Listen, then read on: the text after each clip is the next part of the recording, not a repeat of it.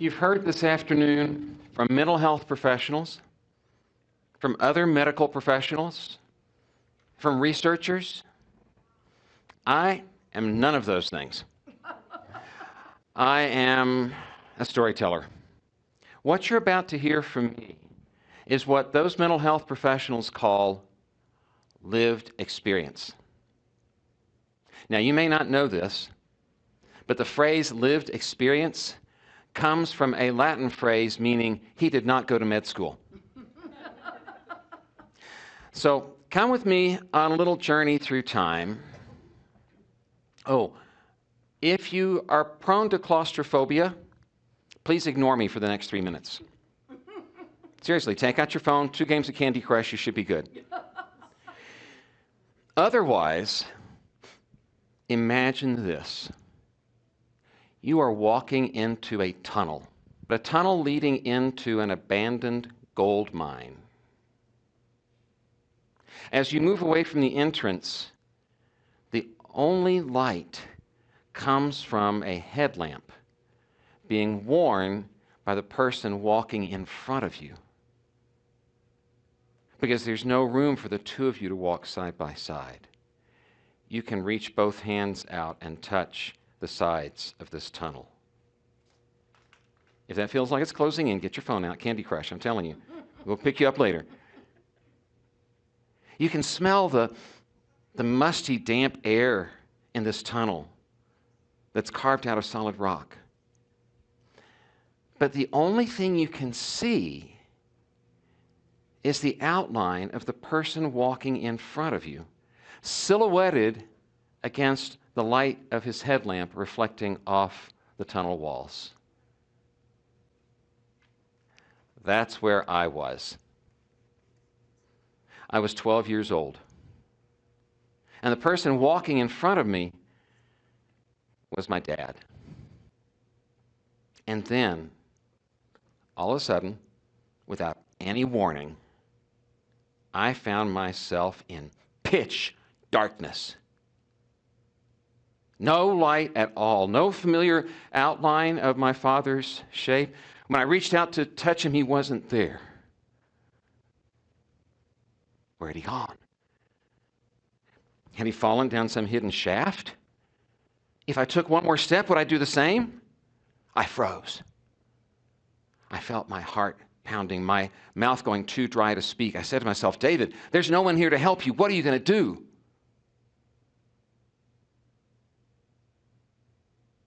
I was paralyzed. And then, just as suddenly, I was blinded by the light. You just sang that in your head, didn't you? You can thank me for the earworm later. It'll be in your mind all week. I was blinded by the light of my father's headlamp. He had turned around to see why I wasn't following him.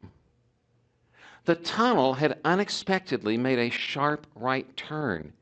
And when he turned, there was nothing to reflect his light back at me. To this day, I have never experienced such utter physical darkness. Can you imagine not being able to take another step and not knowing where to turn?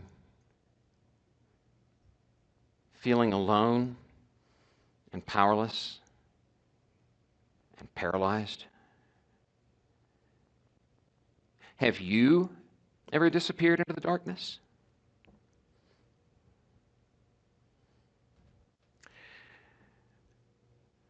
In the next few minutes, we're going to go through some dark places together. I can't promise you that you'll find gold at the end of our journey. My dad and I didn't find it either. But I can promise you this: you won't be alone. When we come to those unexpected dark corners, we'll navigate them together. And at the end, you will have something better than treasure. You'll have a message of hope, the kind of hope that illuminates those dark corners, the kind of hope that will help you light the way for someone else. So come back with me to 2001. George W. Bush was in the White House, Survivor was on TV, and I was in an office about 5 miles west of here. And something was wrong. I didn't know what it was. I couldn't put a name on it. But I felt stuck. I felt just as immobilized as I was in that dark tunnel.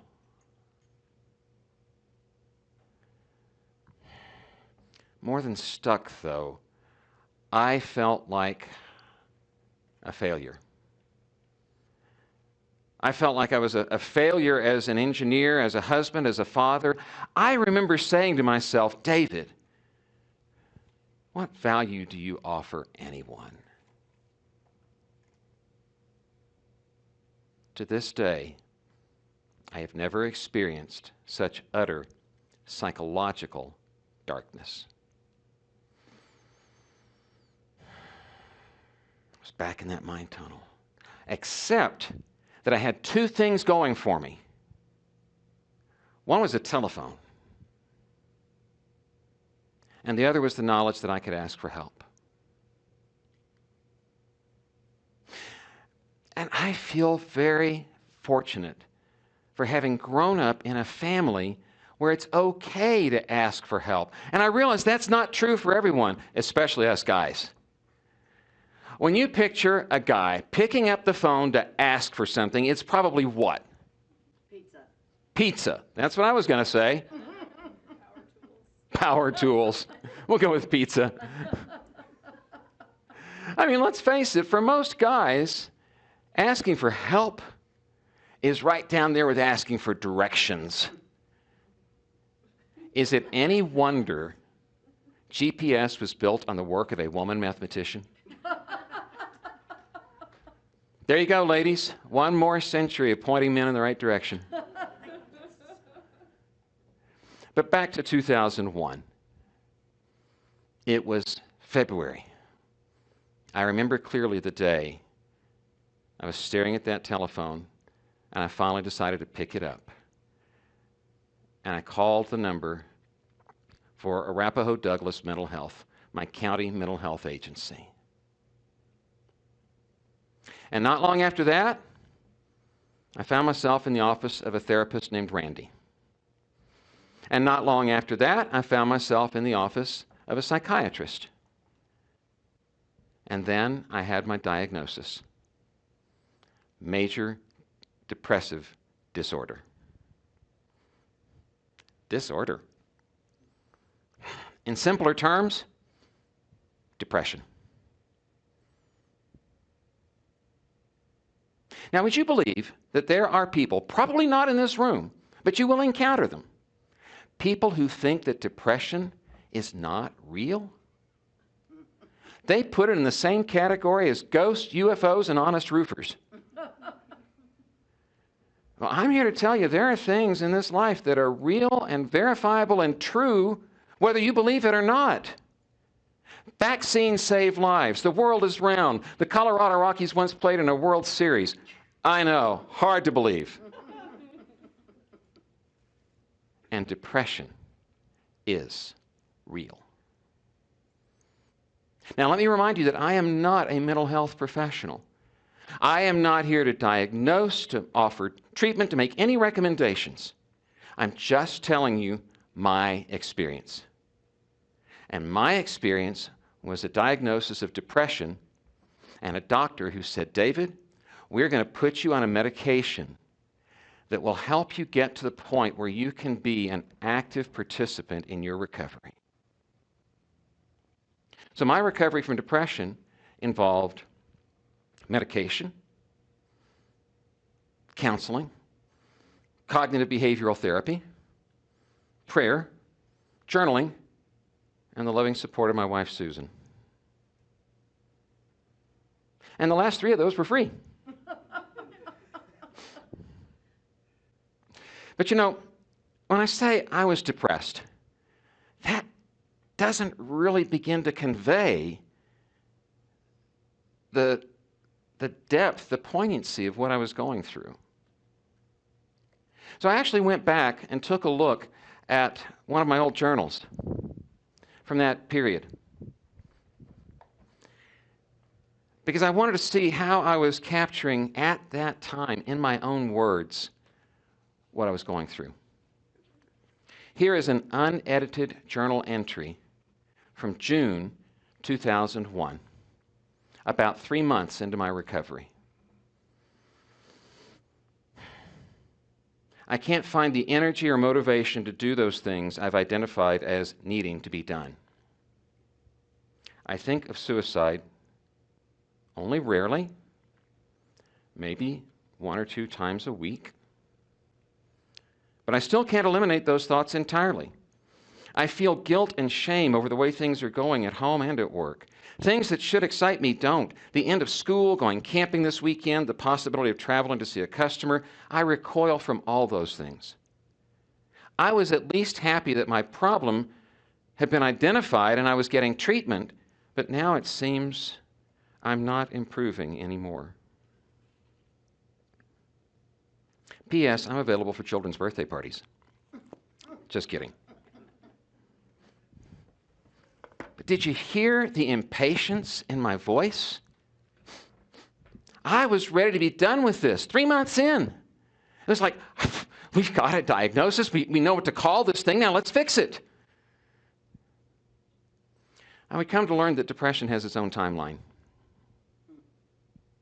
It would be about 2 years before I felt fully functional again.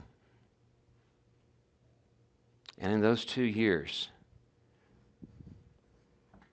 there were some scary moments. Recovery from depression for me was not a linear path at all. In fact, you're probably wondering, well, David, how did you finally recover from depression? And I'm not sure I can give you a good answer. But I can tell you this, that to answer that question as best I can, we've got to introduce a new character into the story. Please direct your attention to the screen, and if you're at home, make sure your sound is up.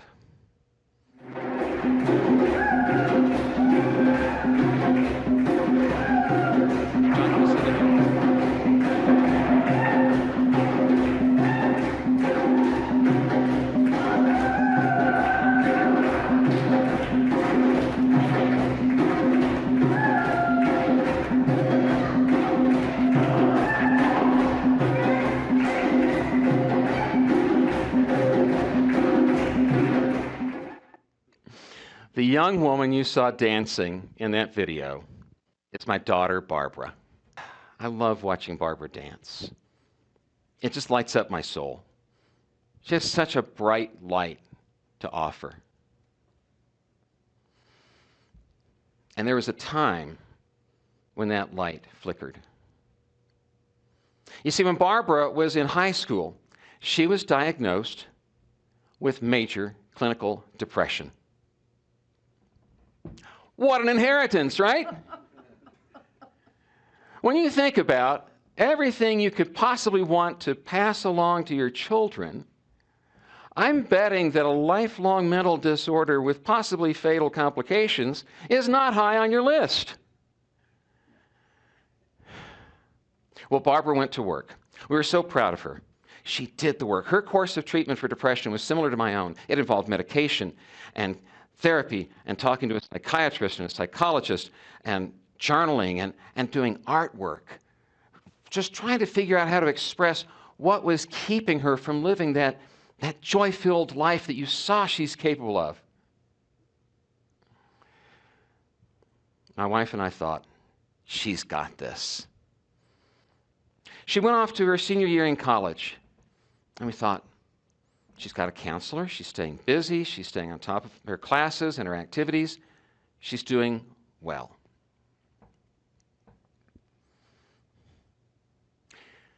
On the Saturday of Halloween weekend, November 2nd, 2013, Susan and I were sitting at home enjoying a visit from a friend who had come over. The smell of homemade pizza lingered in the air, and we were laughing about some board game we'd been playing that our friend always lost. And Susan's phone rang. She looked at it. She said, "Oh, it's Barbara calling. Hi, sweetie."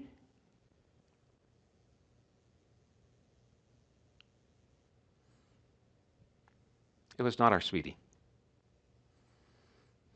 A male voice on the other end said, "Reverend Otey," my wife is a minister now. "Reverend Otey, this is Barbara's friend Willard. I'm with her at the emergency room. She swallowed some pills. They're pumping her stomach. I think I got her here in time. I think she'll be okay."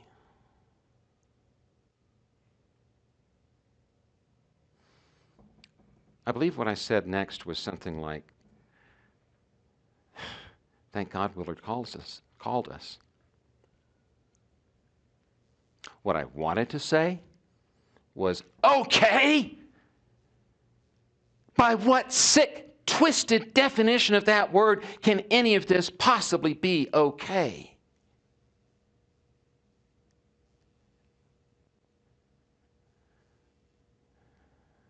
That was Saturday night. Sunday morning, 11 o'clock, time for church. And my minister wife stands in front of her congregation at Grace United Methodist Church in Billings, Montana. And she led worship. She preached a sermon. She did her best to make a joyful noise to the Lord, as the psalmist says.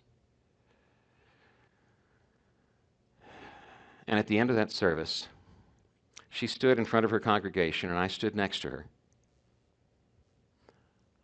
while she explained to these people who had known our bubbly, lively, outgoing middle daughter all through her high school years that she had tried to end her life.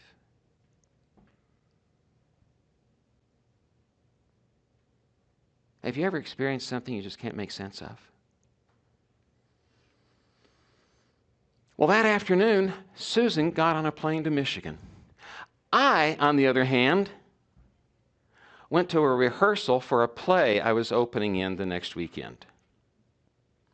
A play called August, Osage County.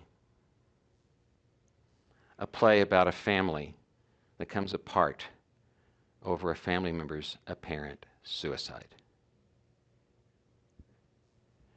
Define irony. Well, by the end of that week, Barbara was released from the hospital, and Susan brought her home to spend the rest of the fall semester at home with us. She was doing the work, the counseling, the journaling, trying to come to grips with what had happened. It was quite some time after the event before Barbara was ready to say to her mom, "I tried to kill myself." And Susan said, "Yeah, we know." And it was even some time after that before I thought Barbara was ready to answer the question that was running through my mind. And I asked her, "Barbara, what was Willard doing there?" She said, "I called him." I said, "After you took the pills, you called Willard?" She said, "Yeah." I said, "Why?" "I didn't want to die alone."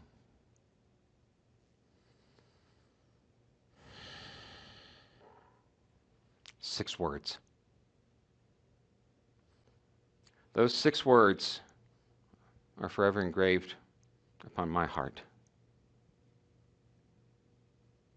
Imagine, here is someone experiencing a kind of pain, a level of emptiness that that I couldn't even fathom. And the people person in her couldn't stand the thought of being alone. But that's not where Barbara's story ends either. She did stay home with us the rest of that fall semester, doing the work, keeping up with her schoolwork as best she could. And come January, with some misgivings, we let her return to college for the spring semester. Oh, we had a plan in place. She had to stay in frequent contact with us. She had to continue talking to her counselor on campus.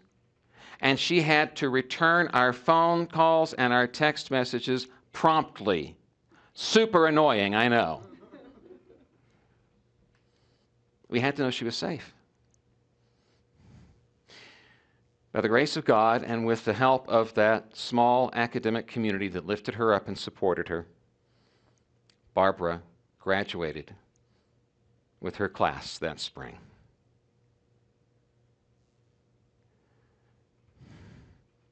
Barbara's doing well now. You saw her dancing 5 years later. You know what Barbara's favorite expression is? You've heard it before. She's the one I got it from. She says, Dad, you've got to feel all the feels. Feel all the feels. The ones that lift you up and the ones that threaten to pull you down. Because if you can't feel them, if you become numb to them, how can you be truly alive? As alive as that young woman you saw dancing. As alive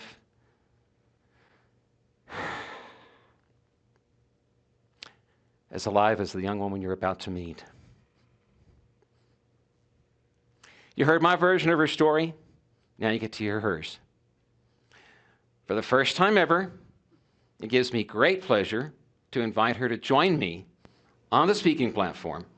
Please welcome my daughter, Barbara Otey.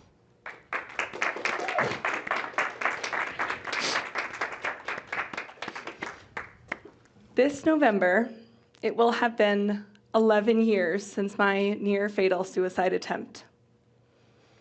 It has taken me probably half of that time to get comfortable even calling it a suicide attempt.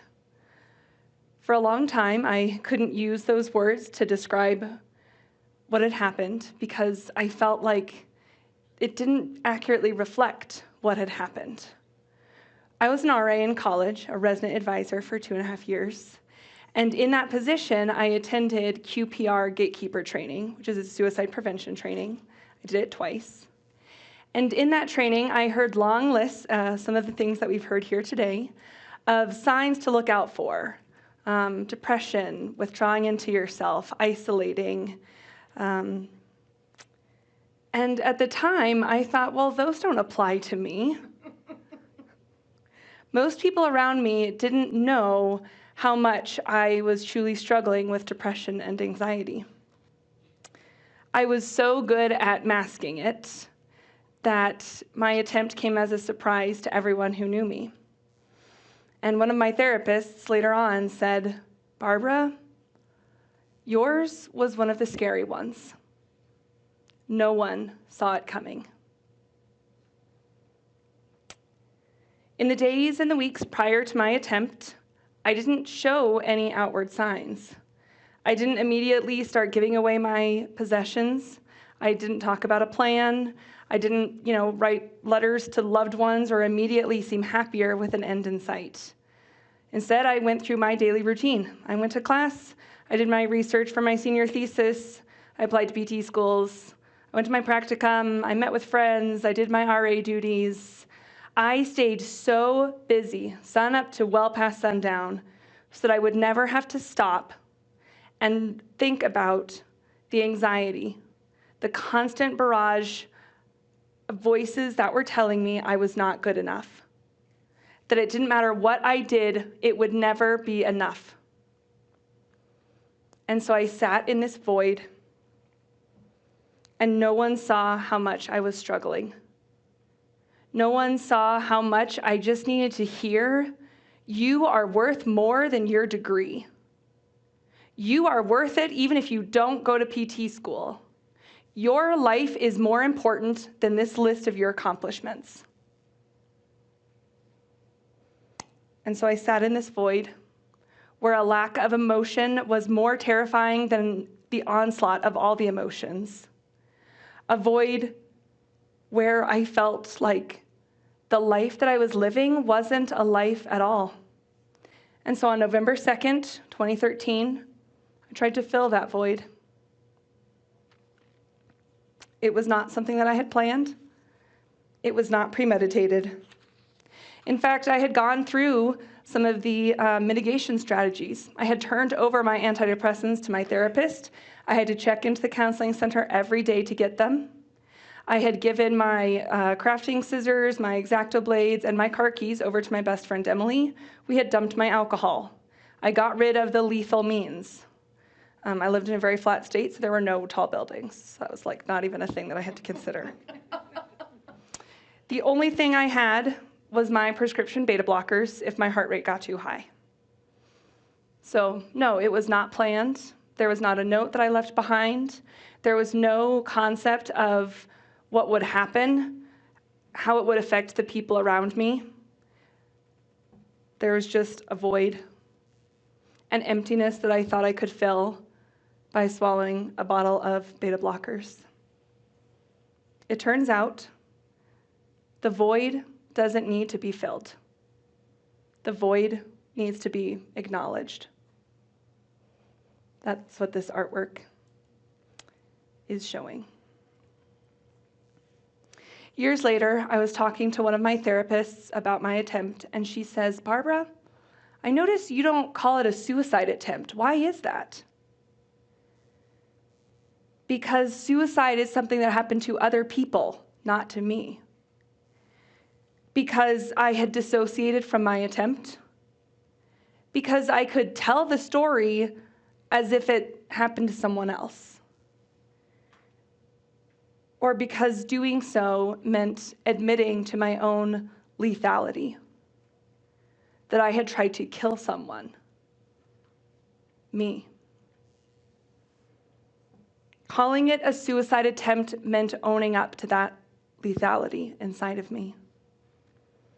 And admitting that was so and is so antithetical to my role as an early childhood educator. I am a caregiver of these young, tiny humans who are the ultimate embodiment of life. And there was such a cognitive dissonance there, I couldn't reconcile it with who I knew myself to be. I couldn't own my story because I couldn't own up to that darkness inside of me. So why don't we talk about suicide? Because it requires us to face up to our own mortality, the uncertainty and the unknown, and to consider, even hypothetically, a world without you or me in it. And that's terrifying. And owning up to suicidal ideations, ideas, even without a plan, is even more terrifying because it means owning up to the fact that you want to kill someone. When I finally admitted my own suicidal ideations to my therapist in college, Jen, I remember distinctly seeing her eyes fill with tears. And she swallowed them down. She talked me through my safety plan. She put her own big feelings to the side so that she could validate mine without judgment or fear or shame.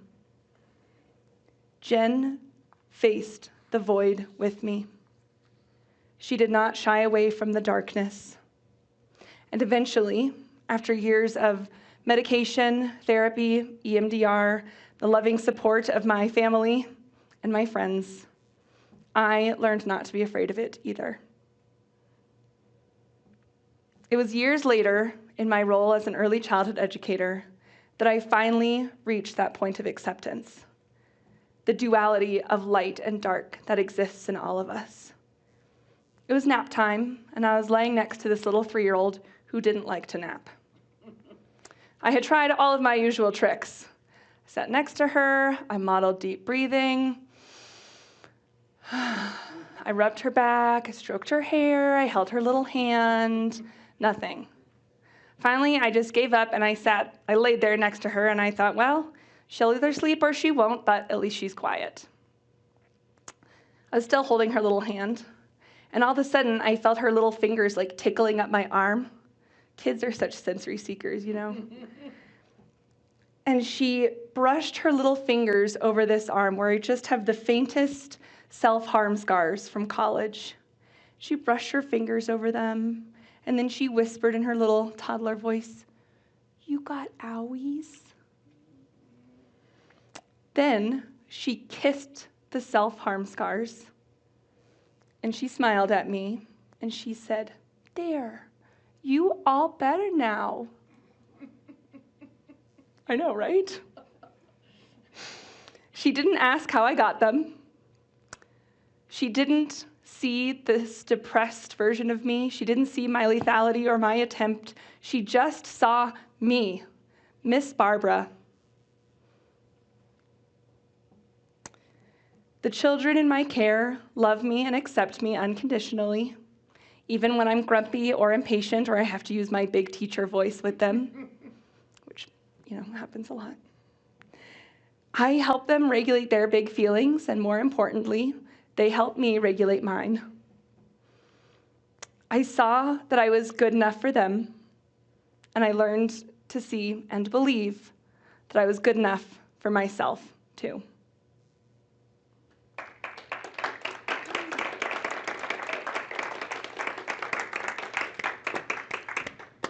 And I had to come back because I never answered that question I posed earlier. How did you recover from depression? And I needed you to see how intertwined our stories are. After Barbara was doing better, I was having a conversation with Susan, and I remember saying, well, watching what Barbara is going through is holding up a mirror to my own experience. And that mirror is saying, David, you've been complacent. You need to get real about taking care of your mental health. And Susan said, you listen to that mirror more than you listen to me.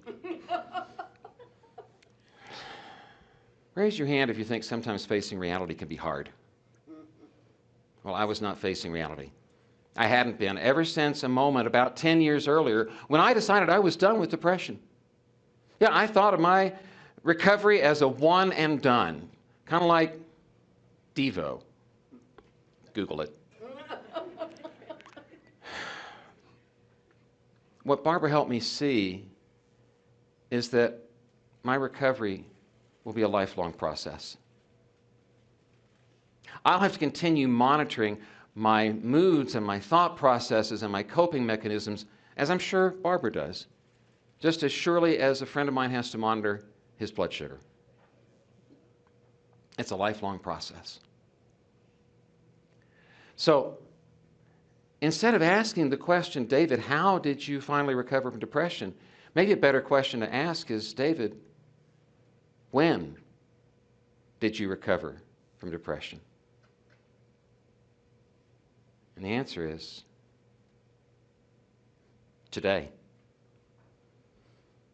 And with God's help, tomorrow and the day after.